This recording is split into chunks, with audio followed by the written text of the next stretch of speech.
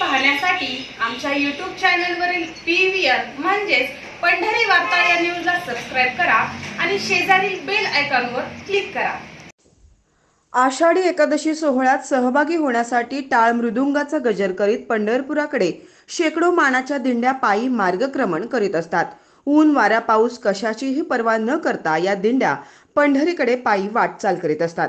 या दिंडी सोहळ्यात हजारो लाखो भाविक वर्षानुवर्ष सहभागी होत आले आहेत। दिंडी व्यवस्थापन हे देखील एक कौशल्याचं काम आहे असंच म्हटलं जातं।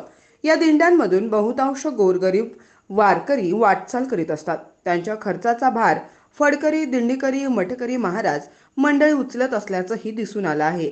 याचीच दखल घेत महाराष्ट्रभरातून निघणाऱ्या नोंदणीकृत दिंड्यांना राज्य सरकारकडून 50,000 रुपयांचे अनुदान देण्यात यावे अशी मागणी वारकरी साहित्य परिषदेचे हरिभक्त परायण विठ्ठल महाराज पाटील हे सातत्याने करीत आले आहेत।